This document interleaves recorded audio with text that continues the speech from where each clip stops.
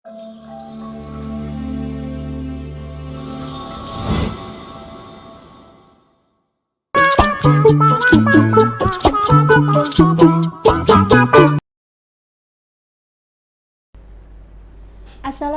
warahmatullahi wabarakatuh. Berjumpa lagi dalam acara Pokariko Rumah Sakit Siti Khotijah Muhammadiyah Cabang Sepanjang. Dalam acara Milad Rumah Sakit Siti Khotijah Muhammadiyah Cabang Sepanjang yang ke-55 hari ini, maka kita hadir dalam acara Pokariko Rumah Sakit Siti Khotijah Muhammadiyah Cabang Sepanjang yang mana tepatnya pada tanggal 14 November. Di sini kita memperingati Hari Diabetes Nasional. Narasumber kita pada hari ini yakni Dr. Deti, spesialis penyakit dalam, yang mana beliau adalah dokter spesialis penyakit dalam di Rumah Sakit Siti Khotijah Muhammadiyah. Mari kita sapa terlebih dahulu kepada Dr. Deti, spesialis penyakit dalam. Assalamualaikum dokter. Waalaikumsalam warahmatullahi wabarakatuh. Bagaimana dokter kabarnya pada hari ini? Alhamdulillah baik Mbak Nanda. Baik ya dok ya, sehat nggih? Dokter, di sini kita akan membahas mengenai tema diabetes mellitus, yang mana kita akan membahas mengenai mitos atau fakta. Yang pertama, mitos atau fakta bahwa diabetes basah dan kering ini berbeda. Oke, tentang diabetes basah dan kering ya. Sebenarnya untuk secara dari sisi kami, sisi medis, diabetes kering dan basah itu tidak ada. Mungkin secara awam ya, pasien-pasien itu mengatakan bahwa diabetes ada basah dan kering itu terkait ada tidaknya luka. Kalau memang ada luka, memang biasa disebut diabetes basah. Tapi kalau tidak ada luka, dia dianggap diabetes kering. Jadi sebenarnya secara medis tidak ada, cuma terkait ada dan tidaknya luka. Sedangkan luka itu sendiri itu juga dari komplikasi dari diabetes. Jadi bisa jadi karena peredaran darahnya yang menurun atau terganggu, atau bisa juga karena adanya gangguan dari saraf tepi. Jadi terkait itu bisa menyebabkan rentan terjadi luka dan dikatakan diabetes basah. Itu mungkin. Jadi jawabannya mitos atau fakta, dokter? Mitos kalau saya bilang. Mitos ya, dokter? Iya. Baik. Untuk pertanyaan selanjutnya, dok. Mitos atau fakta?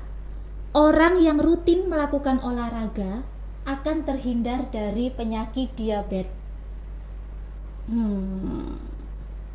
Ini gimana ya kalau saya mau bilang gitu? Bisa mitos, bisa fakta. Tapi mungkin lebih ke mitos ya. Karena kaitan sendiri dari penata laksanaan diabetes tidak murni hanya dari olahraga saja.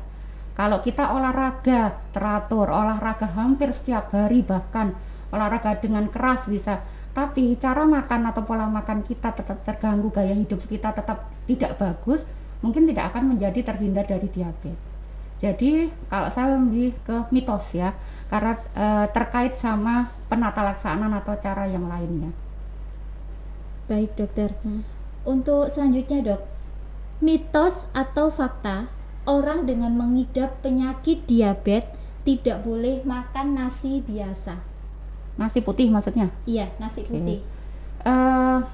Mitos, karena sebenarnya diabetes itu sendiri pola terapi untuk dietnya adalah mengurangi manis dan mengurangi karbohidrat.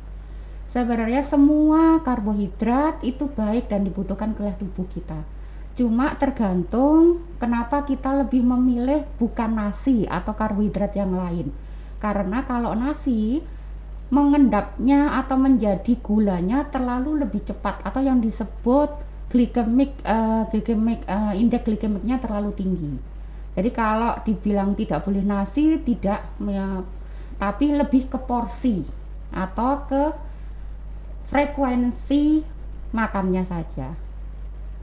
Jadi dari porsinya ya dokter ya, yang sekiranya bisa dikurangi. Ya, dan sama komposisi yang lainnya. Misal begini, kalau umpamanya kita makan nasi, nasinya sudah sedikit, tapi kita banyak makan gorengan, kita banyak makan tepung-tepung, kita banyak makan umbi-umbian yang mengandung karbohidrat lainnya. Nah, itu sama aja sudah akan membebani karbohidrat yang melebihi dari kalori kita atau kebutuhan sehari-hari kita. Jadi lebih ke komposisi sama porsi. Baik, jadi kesimpulannya mitos ya, dokter mitos. ya. Baik, untuk selanjutnya dokter, mitos atau fakta bahwa penderita diabetes akan mengalami kebutaan atau dilakukannya amputasi. Ini bisa dikatakan fakta kalau memang diabetesnya tidak terkontrol dengan bagus sehingga muncul komplikasi. Fakta. Jadi kalau kita sudah menderita diabetes atau kita mendapat anugerah warisan ya, harus diabetes dari keluarga, itu kita mulai harus mengontrol makanan kita dan menambah olahraga. Kalau gulanya terkontrol dengan baik setiap bulannya, setiap harinya, komplikasi-komplikasi dari diabetes itu akan tidak sampai ke kita. Nah, itu kalau kontrol diabetesnya tidak bagus, bisa terjadi kebutaan karena saraf matanya yang terkena karena hiperglikemia atau gula yang tinggi, atau yang tadi ada saraf-saraf tepi yang terganggu dan peredaran darah yang fungsinya terganggu, bisa menyebabkan luka yang akan berakibat menjadi membusuknya organ kita dan mengakibatkan harus diamputasi. Ya, jadi fakta kok saya. Tergantung kontrol baik ada tidaknya diabetes. Baik, jadi ke fakta ya dokter ya untuk masalah ini. Untuk saat ini dok, mitos atau fakta bahwa penderita diabetes tidak diperbolehkan untuk melakukan donor darah. Oh, mitos kalau itu, nggak ada hubungannya.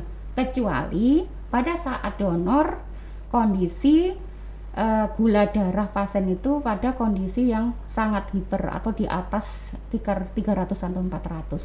Itu sih diakibatkan karena takutnya terjadi komplikasi pada saat diambil darah, atau bisa terjadi juga infeksi karena pada saat diambil darah kan ada hubungan dengan dunia luar ya, ke tubuh kita. Jadi yang diakibatkan ke kita akan terjadi komplikasi dari diabetesnya. Tapi kalau umpamanya tidak boleh secara letter, secara kaku, enggak, mitos. Boleh saja pasien diabetes mau donor darah, monggo aja. Asalkan terkontrol ya dokter ya, gula darahnya tadi. Iya. Mitos atau fakta, pada saat ibu hamil terjangkit diabetes, maka diabetes akan hilang dengan sendirinya seusai ibu hamil tersebut melahirkan. Yap. Kalau memang dia murni karena kehamilannya, itu tadi mitos atau fakta, kalau dia bisa self limiting ya, bisa sembuh sendiri ya. Kalau dia murni memang karena kehamilannya, bisa sembuh sendiri memang. Cuman biasanya kita sulit mendeteksi pada saat ibu hamil dikatakan diabetes. Bisa jadi ibu sebelumnya sudah ada diabetes tetapi kita tidak tahu, baru tahu saat hamil, atau memang dari hormon-hormon dari plasenta dari bayi itu sendiri. Jadi kalau memang murni dari bayinya, murni dari kehamilannya, memang bisa sembuh dengan sendiri. Jadi tergantung kita lihat riwayat statusnya ibu hamil tadi dulu ya dokter ya. Dan kadang-kadang riwayat itu kan juga nggak tahu kita. Tidak tahu kalau kita pernah mengidap diabetes, atau itu kalau dari riwayatnya. Kalau habis gitu gaya hidupnya sudah tidak bagus, juga bisa jadi diabetes. Atau dia pernah punya riwayat keluarga yang diabetes, mungkin juga menjadi resiko, tapi bukan berarti tidak bisa sembuh sendiri, tapi dia beresiko untuk diabetes tipe 2, tapi bukan diabetes kehamilan. Baik dokter, terakhir nih dok, mitos atau fakta bahwa pemberian insulin pada ibu hamil akan mempengaruhi pada si bayinya. Mitos. Karena justru dengan insulin itu obat satu-satunya untuk menurunkan gula darah pada saat ibu hamil. Kenapa tidak memakai obat minum? Obat minum yang diminum pada minum diabetes, anti diabetes yang diminum saat hamil justru akan mengganggu perkembangan janin dari si bayi. Jadi memang satu-satunya obat insulin atau dengan injeksi. Kalau pakai obat minum malah akan mengganggu perkembangannya, organogenesisnya, pembentukan organ-organ dari bayinya, juga ada komplikasi lain dari si bayinya. Jadi bisa dikatakan aman ya dokter ya? Insya jika si Allah ibu aman. tadi. Iya. Baik. Menarik sekali pembahasan kita pada hari ini dokter. Tidak terasa waktu telah usai.